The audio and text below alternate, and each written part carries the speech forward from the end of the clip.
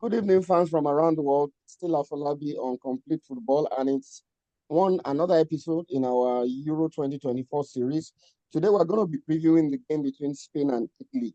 And with me to do the analysis is Warifa Marcos and Mustafa Jinodu. You guys are very welcome.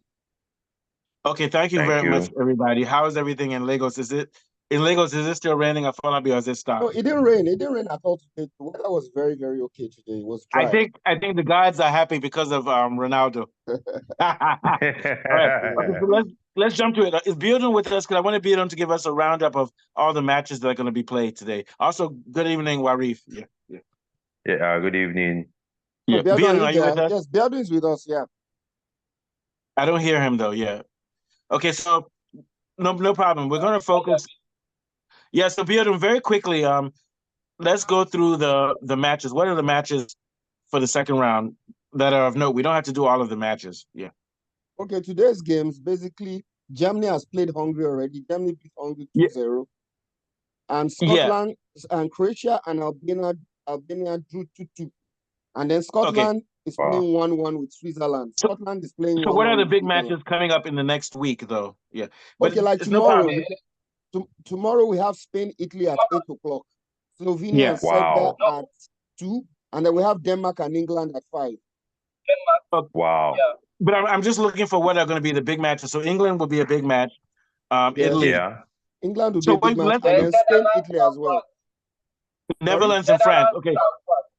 So let's start off today with the Germany match as usual.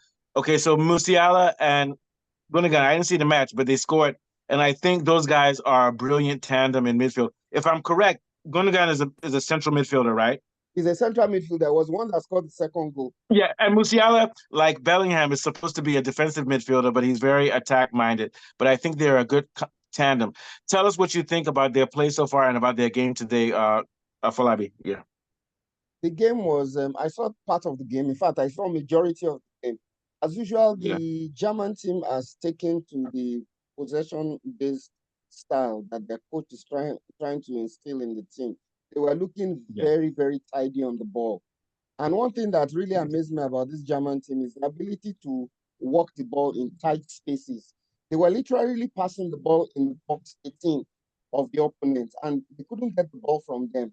They were so neat and tidy with their passing. So it's kudos to their coach. Whatever it is that he did, he has brought so many stars together, and they were really very cohesive. They were really very cohesive. So I agree. Now, I think that Portugal is not doing exactly the same, but Portugal is making unbelievable combination passes in the box too. What are your thoughts about that, Warif? Portugal, their passing is at a new level. It's like they've been playing together for 1,000 years. What do you think, Warif? Yeah, the Portuguese, they are a bunch of stars. Even the main man, Ronaldo, the star boy, is still very active and in form. One thing, if I will talk about the Portuguese, is that their passes, maybe they need to spread out a little so that their passes will not be too close. Yeah. So they can have space to do exploits in the front of their opponent's 18 box. Yeah, because they have 700 shots, but not many shots on goal, but very beautiful passing. And also when they're down, they become psychologically aggressive when they're down. And I want to give a shout out to now who's number 17 for Portugal? Is it Leo or something like that? Yes, Emerson Leo. That is fantastic. That guy and of course, Vitinha, Ronaldo, the whole team is fantastic. So what are your thoughts, Bearden, on Portugal and their fighting mentality and the fact that they're so much in sync? And you mentioned something about their coach worked with Belgium before, and he has a style of football which seems to work, even though it has deficiencies because they're liable to giving up goals, but they also score, or they're dangerous and they hold the ball. What do you think, Bearden? I think, like we saw, I think the Portuguese team have the way they play, possess the ball, they take the play, move the ball, move it around the wing. Very good midfielder. They are a very balanced team, and we saw that. I think the goal that was considered by them was just unfortunate. One of those things that happened before. It was not as if it was a defensive error, looking at it physically, but it was just more of a team goal that was considered. But you could see the resilience and tempo, and the increase in tempo. Immediately they went to go down. They started moving the ball faster. They started moving moving the ball, switching it to the wing. They were playing as if they were extremely desperate to get back in the game. After equalizing 1-1, they were still pushing, having a couple of goals allowed from VAR due to offside. Yeah, so offside. I think that very, very determined, very skillful players on the wing there. I don't know how many people are criticizing Cristiano Ronaldo's performance in the opening game. No, Ronaldo played well. He was slightly offside. He was slightly offside, but he was slightly offside. But also, Ronaldo, they had to mark him, and he opened up for the rest of his team. He played very well, rotated. To me, Ronaldo is playing the best football of his life. He's not as dynamic as he used to be, but he's more intelligent. He's kind of the way Messi was in the last World Cup, where Messi said, "Let me pass the ball." These press people know nothing about football, but very quickly, you see the second goal that Portugal scored. The winger on the left, he was determined. The way he drove the ball in and passed the ball. What's his name? The winger on the left, he was the one that caused that goal. He's like, no way, I will score. What do you think, Bjorn? Not that he scored, but the winger set up the play and then he passed the ball. But he was in total control and he knew what he was doing. Consensao, the young man making his first European debut. He went into overdrive. One ironic start I saw was that when Cristiano Ronaldo made his debut in the Euros for Portugal in 2003, his father was retiring for Portugal. So now Ronaldo is about to end his career in Portugal, and his son is the one that is going. And to me, and I want to say to me, when we saw him come from the left and drive in, the way he looked, you know that this guy is in control. He was accelerating, and he laid off a perfect pass. Thank you. So what do you think about that, Wari? Because I see your eyes are lighting up like star beer. See, I don't know. I just like Portuguese kind of play because they have this mixture of Africans and Europeans. Their style of play. Yes. When they were making the sub and they were bringing these two young lads in, I just told myself, I said, these guys are going to make the difference because if you look at them, they have the hunger. They are determined to win that match. And Ronaldo is like the big boy, the big brother in that team. He's like you said, he's the one making all the runs, causing distraction, creating space for others. So I'll be surprised if Portugal they don't go far in this competition. Yeah, and I will say this much. At this point, if they don't win, nobody can blame them because Germany's playing well, Portugal's playing well, France played well also. To me, it's 50-50 now. Any of these teams can win. And I'm kind of torn because I'm a France fan, and I used to hate CR7. I said, oh, only fine boys like CR7.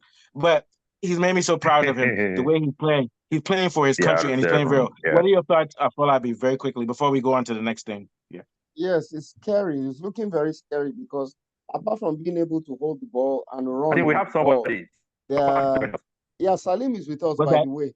Salim. We'll get to Salim. Welcome, Salim. We'll get to you next. Okay, go on. Okay. So like I was saying, they were very flexible with the way they were attacking. Sometimes they take the ball to the byline and they cross it because of Ronaldo's aerial ability. Sometimes they try to pass it into the box.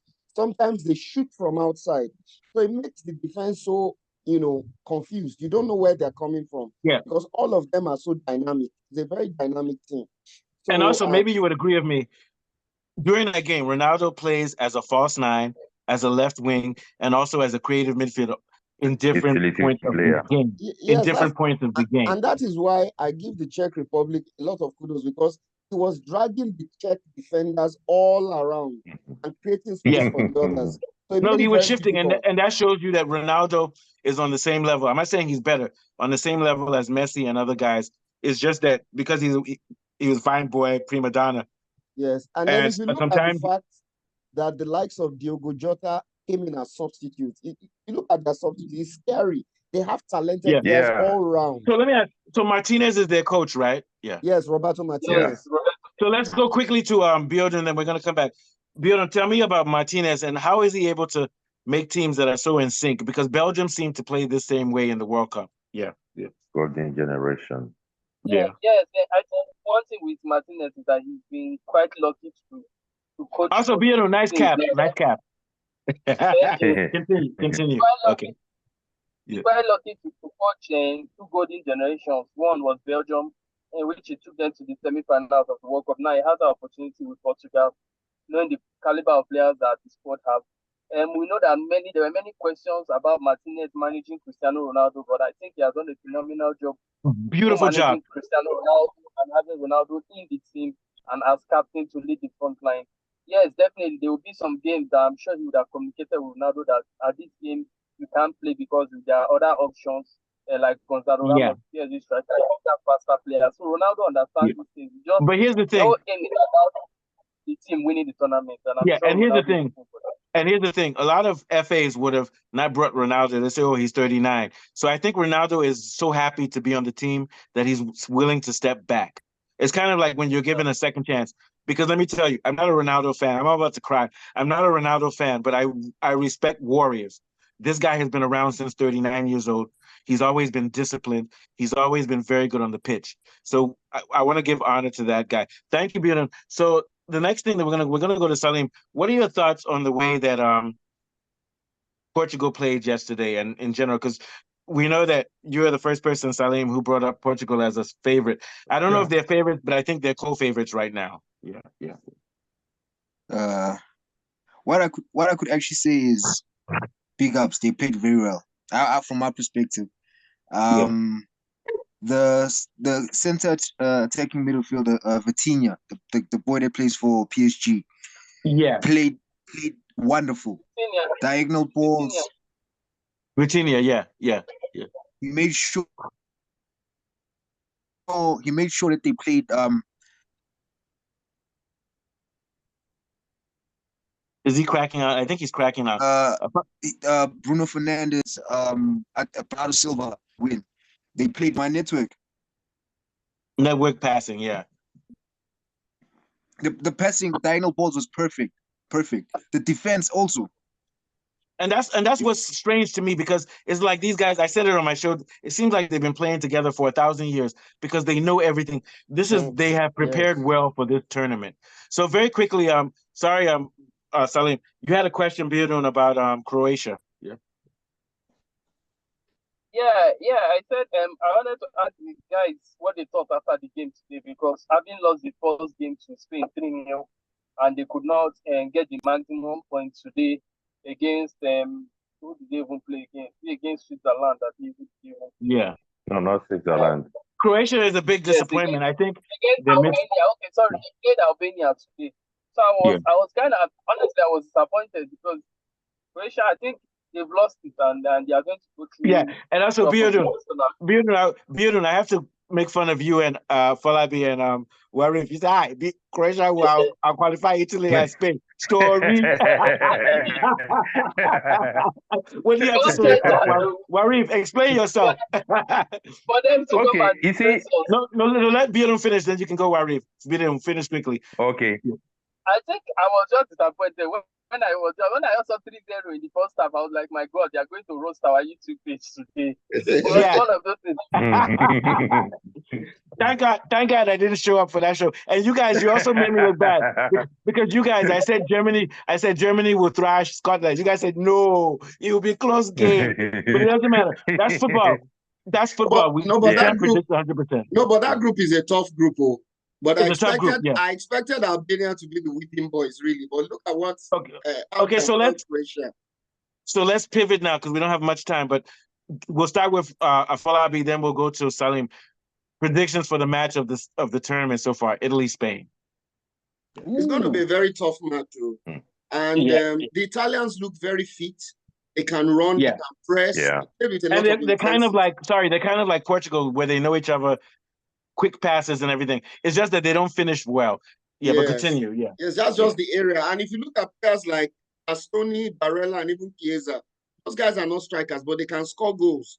And the way Luciano Spalletti has set them up to play, they're playing almost in the opposition box with that last defensive line very, very high.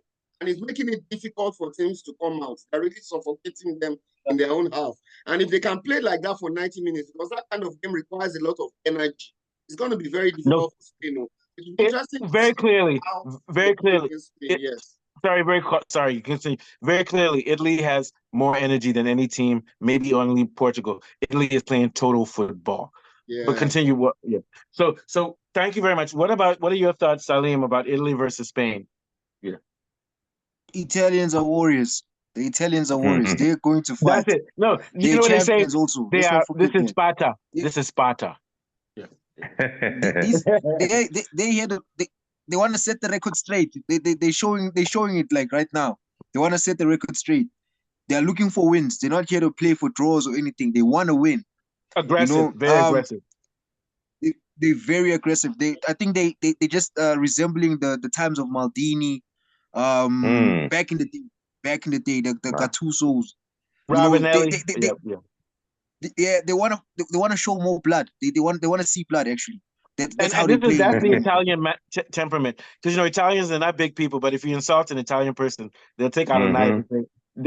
I'm scared of Italians. Of course, even if you see Italian mafia. Even if you see a big Igbo guy, I'm more afraid of Italian guy because the Italian guy will cut your throat if you disrespect his mother. Those guys, and also they have tattoos on their neck, tattoos all over their body. Those boys but seriously, Italy's team is savage and they swarm. They come in swarms and they play total football. They remind me a little bit more of like Portugal, but Portugal is more elegant. They have smoother passes. Yeah. What are your thoughts, Bill? And then we'll go to Warif, about Italy and Spain. I think Afolabi is spot on with the way the Italians play. Very possessive, they play as if they are possessed. That is the word. Possessed, and they press throughout the whole game. And they press. And I think that is the spirit Spalletti has instilled to them since he took over as manager. I think under their previous manager, they were a bit laid back and less aggressive, and he has brought that aggressiveness and that ruggedness back into their game. And I think that in Spain and Italy game is going to be a very interesting game. Yeah. But it's going to, I don't want to underestimate the Spaniards. I've underestimated them once, and I don't want to do it again. I think the main thing for Spain is that this guy Lamine is dangerous with his passes, his crosses. Continue, Bearden. Yeah.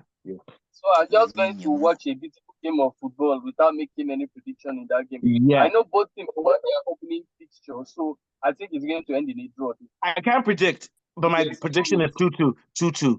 But I'll give a slight edge to Spain, maybe, because I think Italy is more aggressive, but on defense, they're susceptible to counter. And we have to give credit. I've never seen anything like this, man. This 16-year-old kid, unbelievable. You're 16 years old and you're not even afraid of your elders.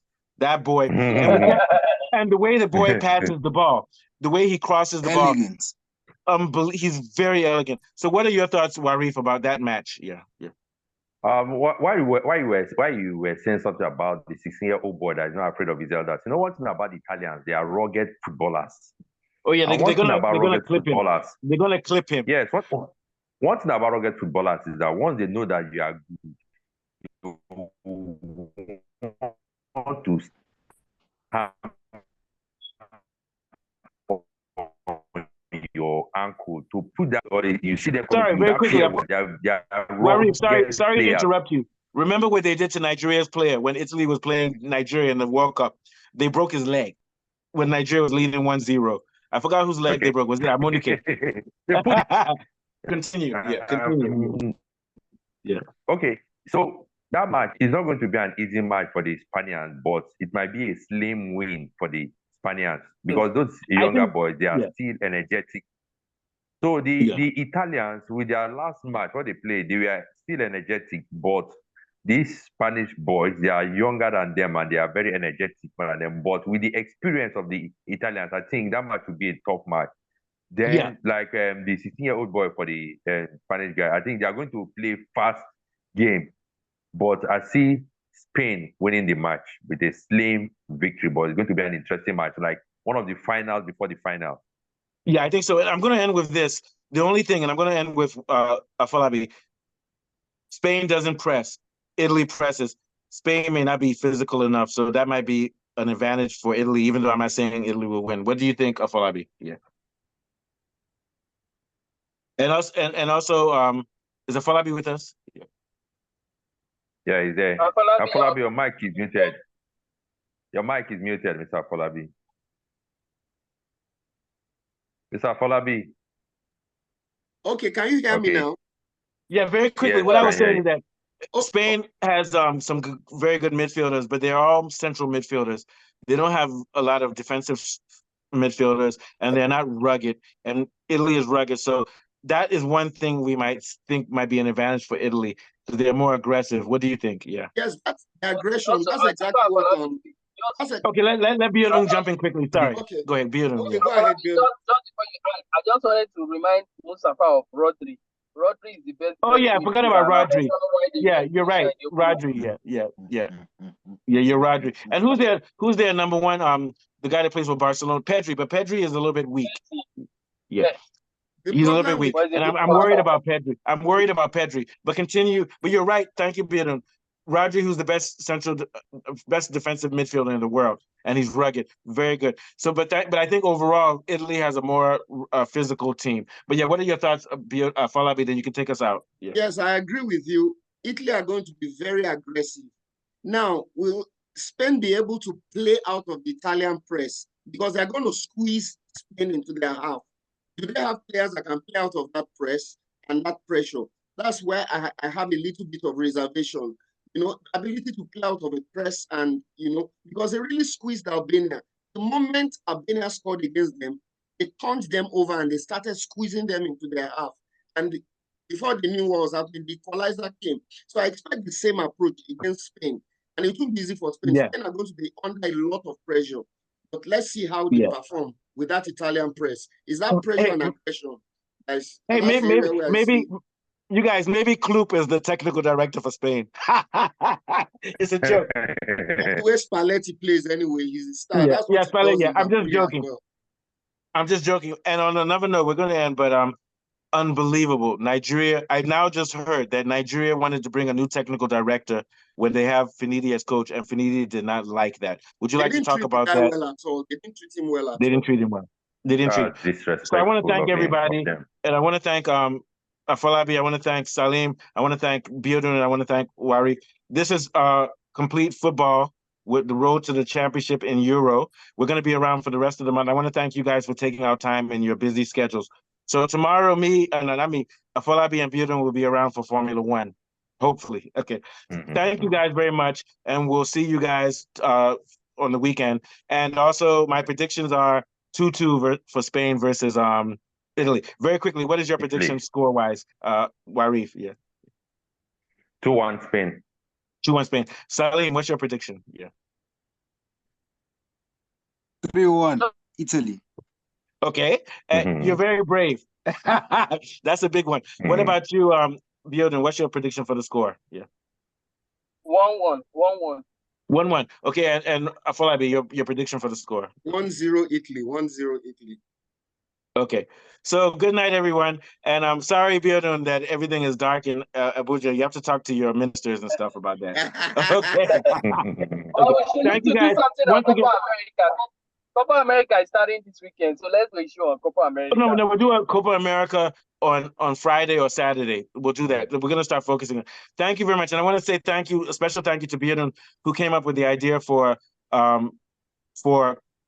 global sport. And to Afolabi, who also came up with the idea for complete football, because this is a family and we work together. I love you guys, and we'll see you. And also a very special thank you to Salim, who's in South Africa and joined our team, and to Warif, who was on our first show ever. Thank you, Warif. Thank you so much. You guys have been so beautiful to me and to us. So you guys enjoy the rest of your evening. Biodun, you might have to go to Joint and take Pepe too. All right, good night, guys.